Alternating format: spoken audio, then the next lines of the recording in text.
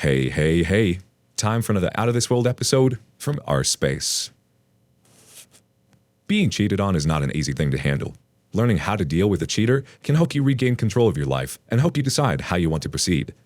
While keying the cheater's car may seem like a cathartic reaction and fun, today, on our space, we hear of those who took the high road. Up first, friends to lovers, lovers to enemies. I'm having trouble living with the fact that my best friend turned lover cheated on me, and I need help. Sorry this is a long post, but I just need to get this out there and ask for help. I have been best friends with this woman for 3 years before we dated. When she got out of her long-term relationship turned toxic, we started hooking up. Shortly after, we started dating. Honestly, in hindsight, it was red flag that we started hooking up after that, but the things she told me and how we felt about each other convinced me that this was okay. We dated for several months and every day was great. We did everything together to the point where we practically lived together. Our friends loved us. We went on so many trips and adventures, and she made even the darkest days feel bright. I loved this woman both as a friend and now as a lover. But she was a traumatized woman, as her dad committed suicide a couple years back, and her past toxic relationship affected ours. Her trauma with her past relationship was so bad that after our first big argument, she told me that she just needs a break from being in a relationship and focus on herself, especially with her views on mental health with her dad and all. She told me not to blame myself for the breakup. It was all her, and that I was the right guy at the wrong time, and maybe we can work something out in the future. I was so polite and kind about the breakup regardless of the pain. I gave all of her stuff back with a collection of flowers and a note telling her to please take care of herself if this is what she feels is best for her. I feared the worst, especially with the remarks she said about mental health during our breakup talks. It was rough, and especially with my dad fighting cancer and me getting medically disqualified from the Air Force as a pilot, my dream job, I fell into this deep hole where I was so depressed, I felt worthless. But this, on the other hand, motivated me to turn this whole ordeal into a positive one. I started reading books, working out a lot more, and playing music again. From day one, I planned on trying to get her back, or at least be friends. But I knew that she and myself needed time to be apart and reflect on that relationship and life in general. The first month after the breakup was the only time we talked, and it was very brief. I talked to her a week after the breakup, saying that I just felt so beat up from all this, and I wanted us to work on things together. But she told me that what I wanted was too soon, and maybe things can work later. She just wanted to be alone.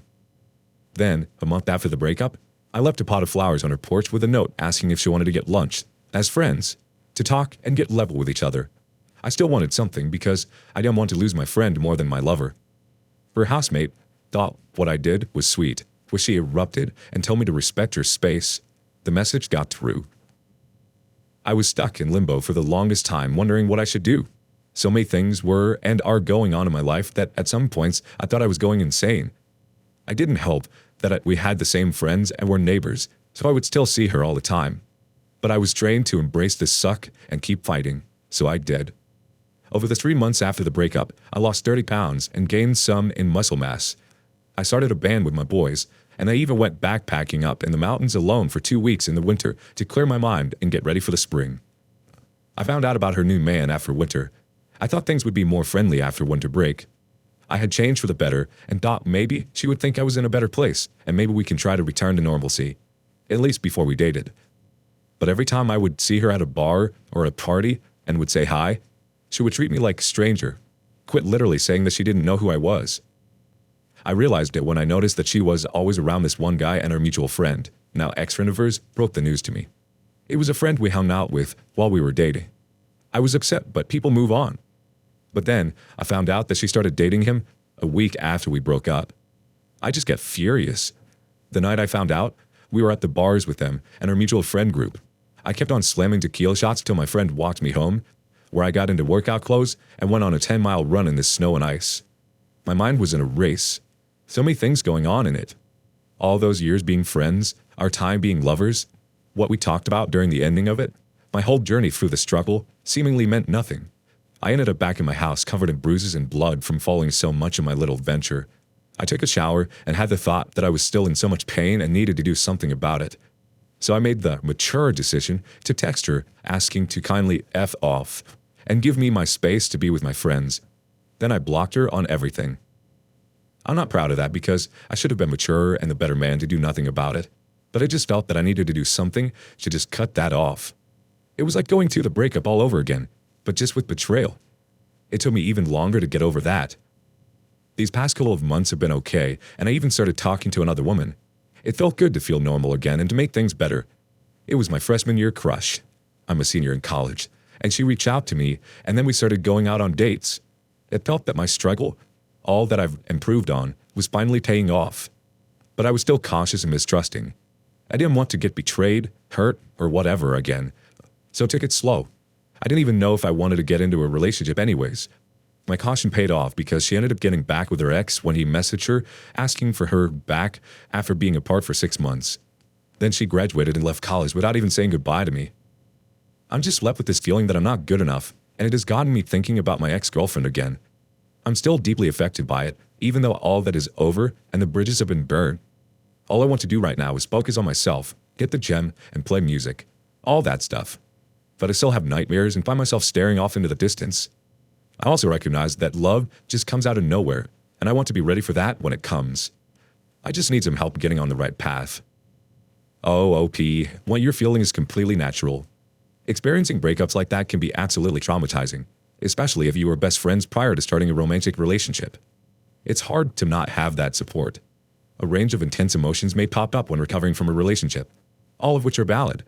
Some days, you might feel strong, happy, and confident in your decision. Other days, you may be overwhelmed by sadness and anxiety and question everything. All of these feelings, from feeling free and empowered to feeling lonely and missing your ex, are completely normal. Situations like this push us to focus on ourselves.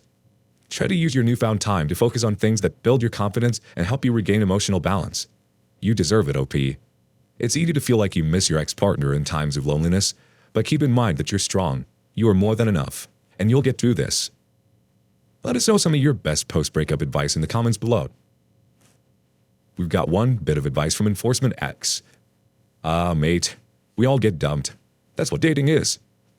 A cyclical cluster of dating and dumping to infinity until we find someone who matches our energy, integrity, morality, emotionality, and a relationship work ethic. I've been through a couple terrible breakups, mate. Just absolutely soul-destroying breakups. But here I am, happily married to the woman of my dreams.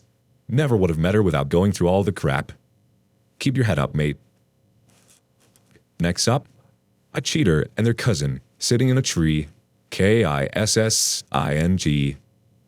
I found out that he's cheating, but he's gaslighting me about it. So a couple of weeks ago, I was just curious about what type of stuff my boyfriend is sharing in social media and wanted to check his social media accounts. And weirdly, I noticed a girl that kept commenting on every post and photo he's been sharing, and they were kind of flirty and stuff. And when I checked her accounts, he's flirting with her in the comments, and his friends and her friends are joking about it. I immediately asked him about it, who she was, and he said, she's his cousin. I found it weird that someone would flirt with their cousin like that in social media. But I thought, whatever, they're just a weird family, maybe, and that's how they communicated. 3 days ago, I checked his social media again, but then I noticed a comment that his brother was replying to that girl saying, soon you'll be my sister-in-law, so I guess you should get used to us. I was choked. I took a screenshot and sent it to him and asked him about it, and he said, you forgot that I told you she's my cousin? I told him that it's really suspicious what's going on between them. So he sent me a screenshot, which is supposed to be between them talking about family and stuff, but I noticed that the chat is fake. I told him that I am not believing him.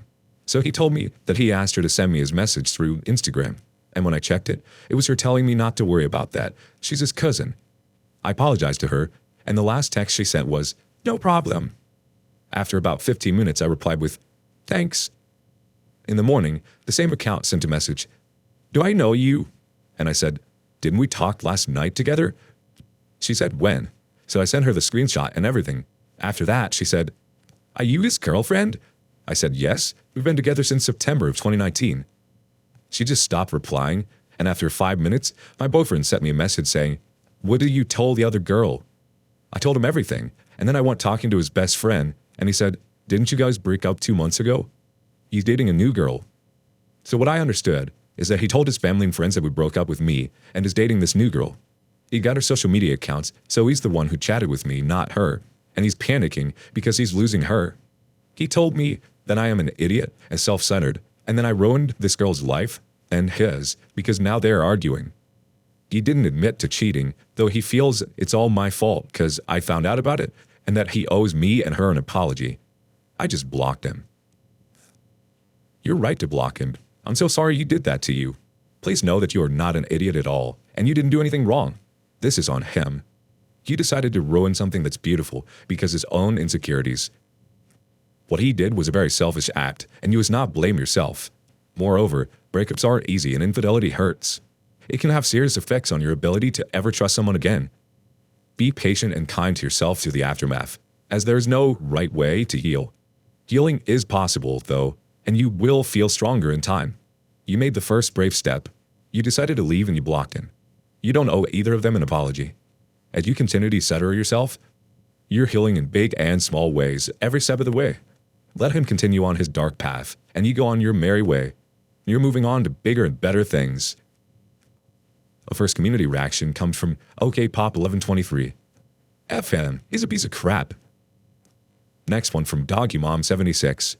Yeah, no, give her the receipts of y'all still being together so he doesn't turn it around, and I would also tell his family that he's a liar. The OP chimed in.